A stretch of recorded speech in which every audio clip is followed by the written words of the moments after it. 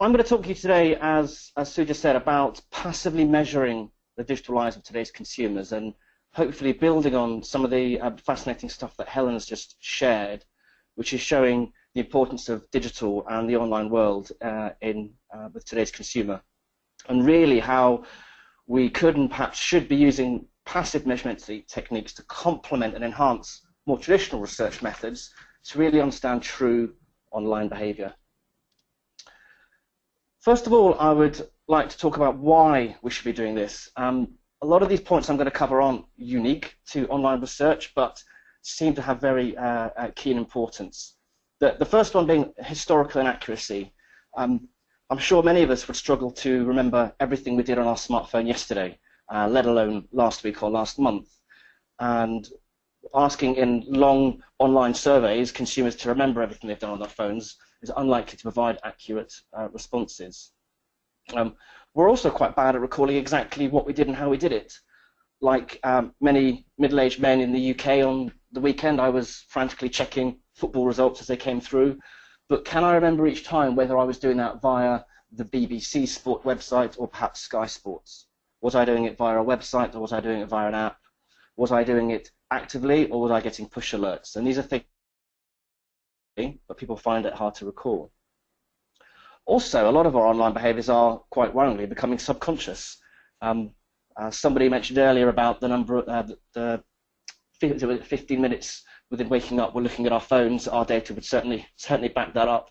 Sometimes we're checking Facebook, checking Twitter without even thinking about it. But on the other side, there are also people who perhaps are adopting smartphones. Helen gave us the figure about 75% in the UK. But that doesn't mean we all necessarily understand it, and we might not realise the difference between our smartphone and our tablet. We might not understand whether we have an iOS device or an Apple device. We might not really know whether we're using a native app or a website. Again, passive measurement allows us to actually measure that rather than have to ask people. And finally, there are some behaviours online that perhaps we don't want to tell people in traditional research. Helen mentioned the Ashley Madison incident with their data breach. Ashley Madison, for those who are not familiar, is an infidelity dating site, and when they had that data breach, there were many articles service reporting they had 33 million registered customers worldwide, and I wonder how many of those would admit to that within a survey. So that's why we need to look at something like passive measurement. Now I wanted to touch on just briefly exactly what passive measurement is, and quite simply what we're talking about here is using an app that we ask consumers to download onto one or more of their digital devices, which then runs in the background collecting data that these devices already collect, and then passing that data every sort of 30 minutes in chunks back to our central servers, along with a unique ID for the device and a unique ID for the consumer, so that we can piece together an individual's online behavior over a long period of time, but also across multiple devices. So what are we collecting? Well, almost everything. We collect information about the websites and web pages people visit, where they're going, when they're going there, how frequently they visit them, and how long they spend on each site and each page. We can collect information about apps, so apps people have downloaded, but also apps that people are actually actively using. We can collect on mobile devices, things like text messages, emails, telephone calls, whether these are being sent or received. We do not collect the content of those messages or the content of those telephone calls, but we can record the frequency and volume with which these things are being done. We can also collect location device with mobile devices. If GPS is enabled, and as technology develops, soon we will not even need GPS in order to know where somebody is based when they're doing something. And also more functional metrics like connection type, so if somebody's connected to the internet via cellular or broadband, signal strength, battery levels, etc., which can tell us a lot about how people are using these devices. But this is not a static situation. The market evolves, new products get brought to market, and we start using these devices. Also, in this world of big data and this world of data privacy, it is a constant challenge to make sure that we can still keep collecting this information. For example, with the launch of the latest Apple operating system, iOS 8, Apple changed the way some of this data was collected and passed back, which meant we could no longer collect some of the information we were using around app usage, which means we have to go back to the drawing board, we innovate, and we find a new way of collecting that information. What does this mean for the consumer? Because without consumers allowing us to monitor the devices, we have no data, we have no insight.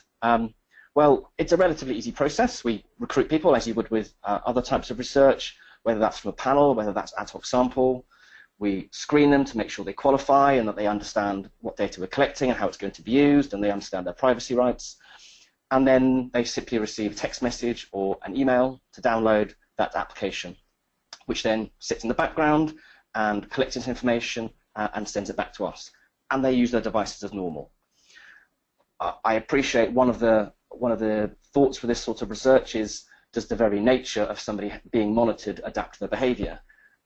All I can say is, looking at the data, it's very clear that within days, if not hours, of having this on the device, people's behavior very quickly reverts to the norm. But that's not to say there aren't fears to overcome. Data privacy has already been mentioned in this morning's webinars, and that is a big concern and one that we have to obviously cover from a legal point of view, but also engaging with our respondents to make sure they're comfortable with what we're doing and how we're using the data. There are also some perceptions more than reality that these passive metering tools will drain battery and use device memory, or in fact their data allowance. This is in fact very minimal, but it is a concern that we have to address through panel management and sample management engagement. What about the clients then, the people that are using passive measurement? Well, passive measurement of this nature does achieve a couple of things that other data sources that our clients are currently using can't provide to them. The first one being, this is truly multi-device approach. We can put passive metering tools on smartphones, tablets, PCs, laptops. Moving forward, looking at whether and how we start measuring things like smart TVs for data streaming, which is increasingly being done directly from that TV rather than pushed from the device. And also wearables, which on the whole, at the moment, mirror a smartphone on the device, but going forward will start to have connectivity of their own right. Because we are measuring almost everything that people are doing online, not only can we give insights to our client own brands and customers, we can track everything else for the competitor brands too, something which is much harder to get from things like Google Analytics and click aggregators. But probably most importantly, this approach is consumer-centric. Whether it's from our panel or from ad hoc sample, we are not just collecting information about how many people are doing what, where, when, and how. We know exactly who these people are. So we can measure behavior based on gender or age or location, and even things like attitudes and offline behavior. As I said at the beginning, this is very much for us enhancing other research techniques. And despite what Keanu Reeves tried to have us believe in the Matrix quite a few years ago now, we don't live our lives entirely online, and we have to understand online behavior in the context with what we do offline. And that's why if we don't understand everything from the passive data, we can just ask people. And using other research tools to go to our respondents, whether that's other quantitative techniques or increasingly for the work that we're doing, qualitative and ethnographic, to really understand the whys and wherefores of how digital lives map in with everything else that we do.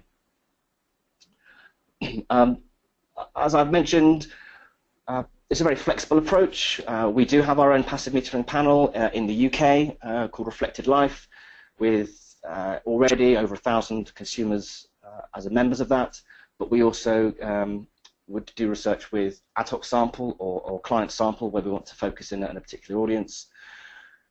We collect a huge number of standard metrics. However, there is work that can be done to get more very bespoke analysis of things like online advertising exposure and online purchase behavior, where algorithms can be created to monitor very specific behaviors. For example, is somebody buying a particular product from a particular online retailer? And I wanted to talk about outputs, because this does produce very much big data in a real sense. I think we're talking about 3 terabytes worth of data over a year that we can collect from our panel alone. But big data is not really what we find that clients want to buy. They want to find insights that they cannot get from any other source. And the kinds of ways that we're working with our clients are, for examples I put on this slide, following online purchase journeys is a key one. Understanding whether it's purely online or both on and offline. How does a consumer go from the start of that journey through the research and review process through to ultimately purchase? And by user passive monitoring, we can pinpoint the moment they put that first search term into Google through to the point where they put the product into the virtual shopping basket, whether that's researching a holiday, taking out a bank loan, or even going through a medical issue that they're using the online world to support them in. We can also use it to identify emerging digital trends. Twitter launched Periscope earlier this year, and I must confess, until we saw it appear in our data, I wasn't that aware of it. We're now monitoring this for a major global brand who wants to understand if, when, and how they should start using this within their own marketing campaigns. But also things like optimization of discovery and search, trying to find out what search terms and what partner sites people should work with to drive traffic, or simply looking at one's own web and app portfolio across brands to figure out whether money is being spent wisely and in the most sensible place. As I said, it's not about big data, but it does produce big data. I show this bar chart really as a way of illustrating we obviously produce a lot of numbers. It's not just about showing how many people do what, which you can see in the bars on the top here, which is percentage of smartphone owners using an app, but it's also other metrics like the ones below the bar here, which is showing the average time spent on an app per day. We can look at duration of app session, we can look at frequency of app session. So understanding that, yes, perhaps Facebook Messenger, which is the second one there, has a lot of users. People don't spend a lot of time on it because it's essentially a replacement for text message. Whereas something like YouTube or Viber, things which are, and Skype, which are video-based, they have lower users, but the intensity and engagement of that use can be far greater. But really, the power of the data is in telling stories, which is something which most of our audience today would probably echo in any type of research. And really, it's about bringing this data together to tell these stories. This example here is a infographic of day in the life of a consumer segment, which was done for a mobile phone operator, which really tries to illustrate how a device is typically used within a day. This is focusing on the smartphone, how often it's used, what they're using it for, where they're using it, and for the importance of a mobile operator when they're moving from cellular network for their data through to Wi-Fi. And increasingly we're using video formats to really bring these to life, to help our clients get the message across within a business to key stakeholders of just how important digital can be. I mentioned earlier that we have to react occasionally to the market and innovate the way that we collect the data and the way that we go around passive measurement. But it's also for us very much about looking into the future, which is obviously the key theme of today, and being more proactive in how we develop.